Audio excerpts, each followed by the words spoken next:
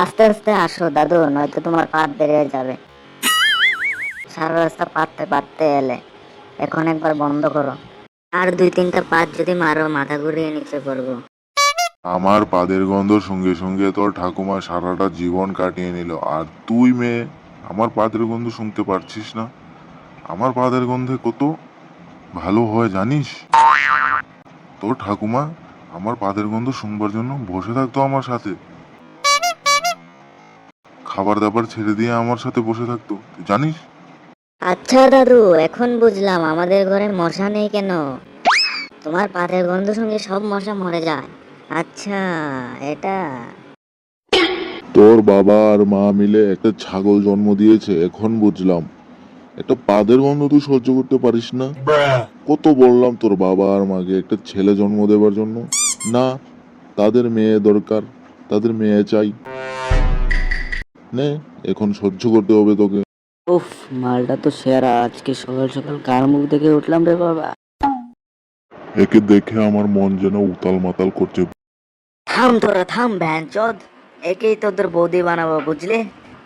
দাড়ি দেখে পটিয়ে নেবো তাকে। এই চুপ বাড়া চুপ, এটা আমার মাল, এটাকে আমি প্রথম দেখেছি, এটাকে আমি বিয়ে করবো, তোদের বৌদি এটা, বুঝলে? তবু শালা চুপ, খানকি। এই তোরা থাম রে সবাই।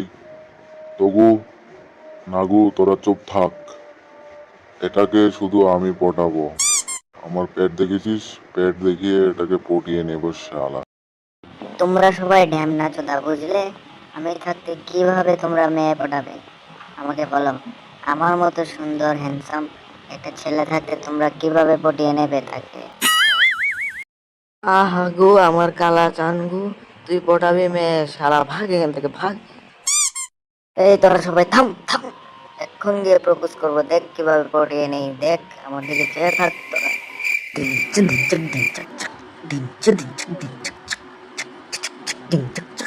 এক্সকিউজ মি মিস, আমি তোমাকে কিছু বলতে চাই।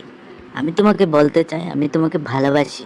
I love you, I love you too, I love you three. আমিও জানি তুমি আমাকে ভালোবাসো, কিন্তু বলছো না।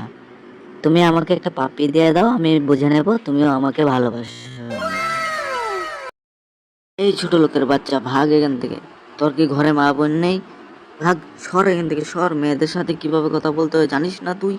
দাদু দেখো কিভাবে বলছে ও। তোর মতো আবালচোদাদের ভালোবাসা তো দূরের কথা, পাত্তাই দেই না আমি।